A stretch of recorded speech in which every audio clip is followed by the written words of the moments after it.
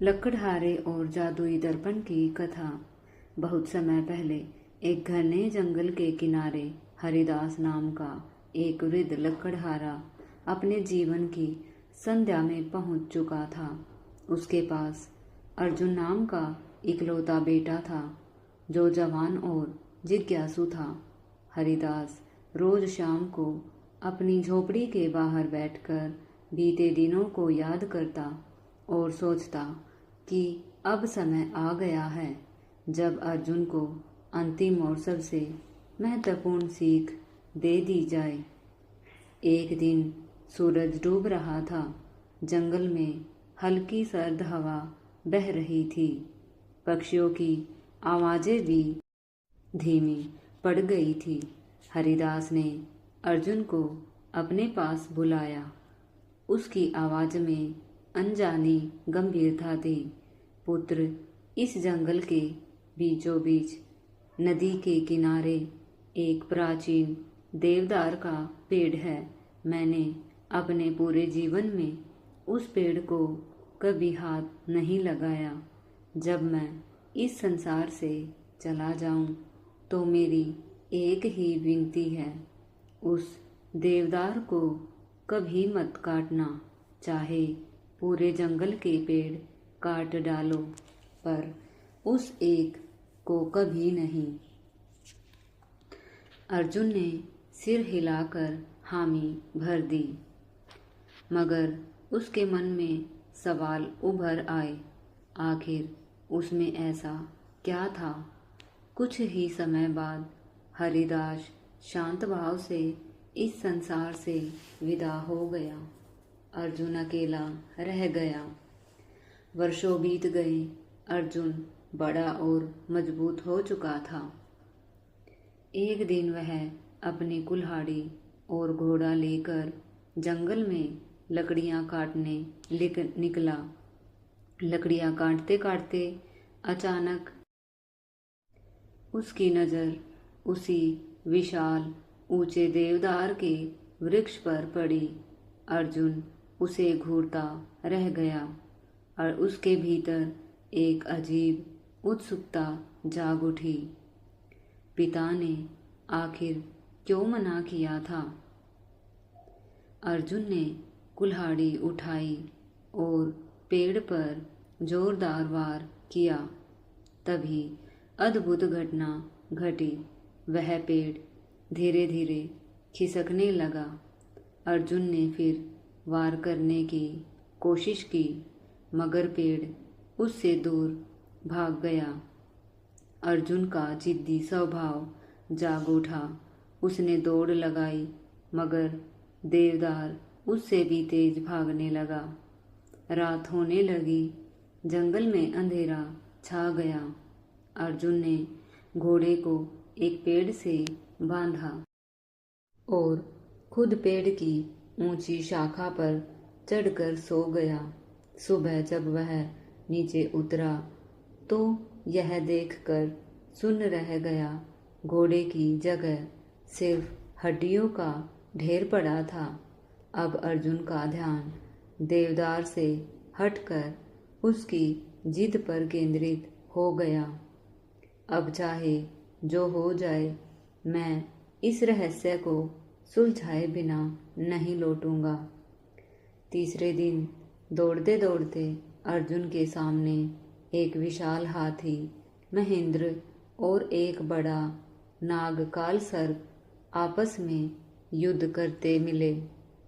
नाग धीरे धीरे हाथी को निगलने की कोशिश कर रहा था, मगर हाथी के बड़े बड़े दांत रुकावट बने हुए थे।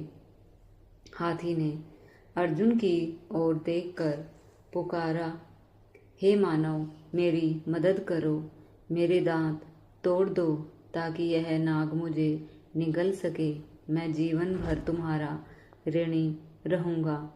वही नाग बोला, अगर तुम मेरी मदद करोगे तो मैं तुम्हें अपार धन संपत्ति दूंगा। अर्जुन कुछ पल सोच में डूबा, फिर कुल्हाड़ी उठाकर हाथी के दांतों पर जोरदार वार किया। दांत टूटकर गिरते ही नाग ने हाथी को निगल लिया। अर्जुन थोड़ा घबराया, मगर नाग ने मुस्कुराते हुए कहा, अब मैं तुम्हें इनाम दूंगा। अर्जुन और नाग साथ चलने लगे। रास्ते में वे एक बड़ी नदी के किनारे पहुँचे। नाग बोला, तुम यहीं ठहरो, मैं नदी में स्नान कर आऊँगा। अगर इस दौरान कोई विचित्र घटना हो तो डरना मत। नाग के नदी में उतरते ही आंधी तूफान उठ खड़ा हुआ। बिजली कड़कने लगी, चारों ओर अंधकार छा गया, मगर अर्जुन अपने स्थान पर डटा रहा। थोड़ी देर में सब शांत हो गया।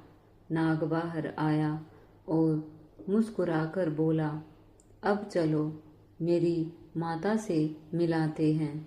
वे दोनों एक सुंदर महलनुमा घर के पास पहुँचे।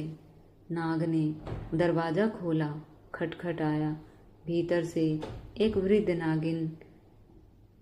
नागिनी देवी बाहर आई। उन्होंने अर्जुन को देखकर कहा, तुम मेरे पुत्र के मित्र हो, भीतर आओ। घर के भीतर स्वादिष्ट भोजन सजा हुआ था, मगर अर्जुन ने विनम्रता से मना कर दिया। नागिनी देवी बोली, तो फिर एक उपहार ले जाओ। अर्जुन ने इशारा किया, मुझे दीवार पर लटका वह छोटा सा दर्पण चाहिए। नागिनी देवी आश्चर्य से मुस्कुराई, मगर उन्होंने बिना सवाल किए वह दर्पण उतार कर उसे दे दिया। अर्जुन ने दोनों को प्रणाम किया और आगे की यात्रा पर निकल पड़ा। चलते चलते अर्जुन के मन में उत्सुकता बढ़ने लगी। आखिर इस दर्पण में ऐसा क्या खास है?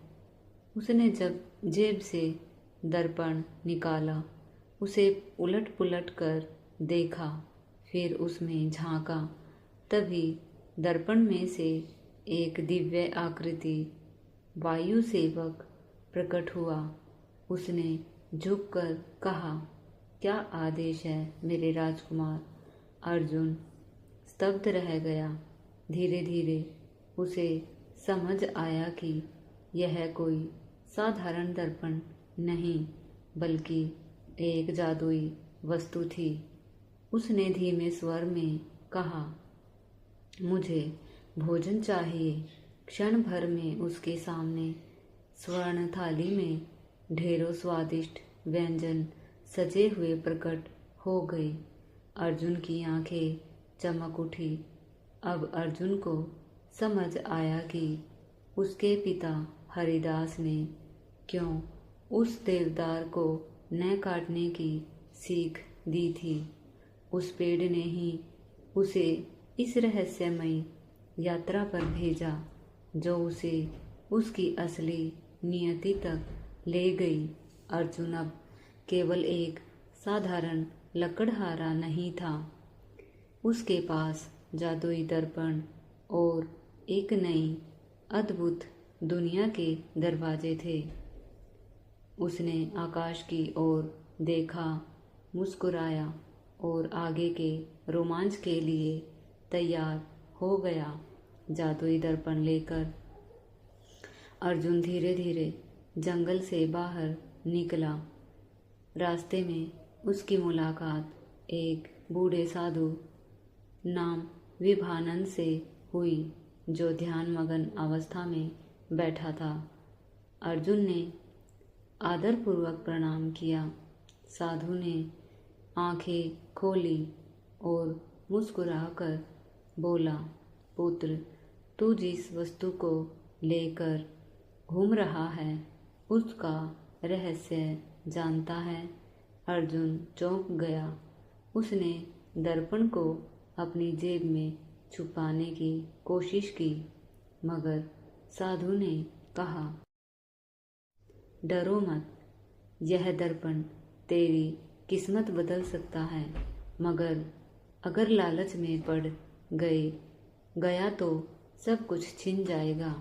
अर्जुन ने ध्यान से साधु की बात सुनी। साधु ने कहा, उत्तर दिशा में एक उजड़ा हुआ किला है, वहाँ जाओ, वहाँ तुम्हें अपने जीवन का असली लक्ष्य मिलेगा। अर्जुन अगले दिन सुबह ही उजड़े किले की ओर निकल पड़ा। रास्ता लंबा और कांटों से भरा था। जगह जगह जंगली जानवरों की आवाज़ें डर पैदा करती थी, मगर अर्जुन के पास दर्पण था। उसने सोचा, अगर ज़रूरत पड़ी तो मैं इसे इस्तेमाल कर लूँगा। किले के पास पहुंचकर उसने देखा कि वहाँ एक टूटा फाटक था और अंदर काली परछाइयाँ मंडरा रही थी। अर्जुन ने साहस जुटाया और भीतर कदम रखा। किले के अंदर उसे एक पत्थर की दीवार पर लिखा शिलालेख दिखा, जो स्वयं को जीत ले वही इस खजाने का अधिकारी होगा। अर्जुन को कुछ समझ नहीं आया। तभी एक जोरदार आवाज गूंजी, कौन है जो हमारे किले में आया है? सामने एक विशाल छाया खड़ी थी। काल भैरव किले का रक्षक। उसकी लाल आंखें चमक रही थी और वह गरजते हुए बोला, अगर खजाना चाहिए तो पहले अपनी परीक्षा दो। काल भैरव ने अर्जुन के सामने 3 रास्ते रखे। लालच का मार्ग, जहाँ सोना और हीरे बिखरे पड़े थे। भय का मार्ग, जहाँ सर्प और राक्षस मंडरा रहे थे। त्याग का मार्ग, जहाँ उसे अपना दर्पण छोड़कर जाना था। अर्जुन ने कुछ देर सोचा, फिर गहरी सांस लेकर कहा, मैं त्याग का मार्ग चुनता हूँ। उसने दर्पण जमीन पर रखा और आगे बढ़ गया। काल भैरव मुस्कुराया और उसकी परछाई गायब हो गई। अचानक पूरा किला सुनहरा प्रकाशमय हो उठा और अर्जुन के सामने असली खजाना प्रकट हुआ। ज्ञान का खजाना। अर्जुन को एहसास हुआ कि धन और ताकत क्षणिक है, मगर जो स्वयं को, अपने लालच और भय को जीत लेता है, वही सच्चा विजेता होता है।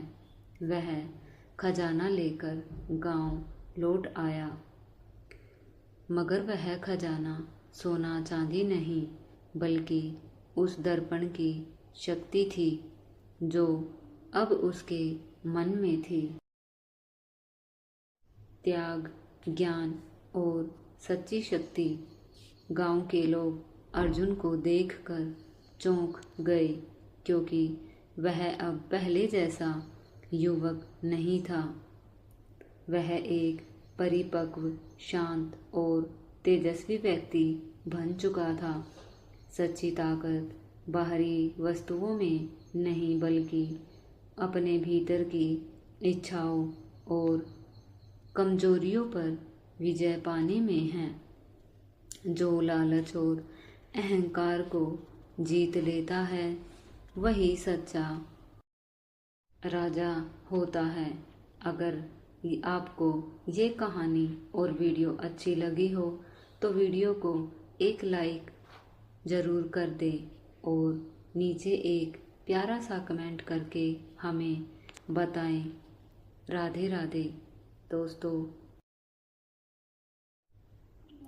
आपके कमेंट से हमें और ऐसी प्रेरणादायक और रोमांचक कहानियाँ लाने की प्रेरणा मिलती है।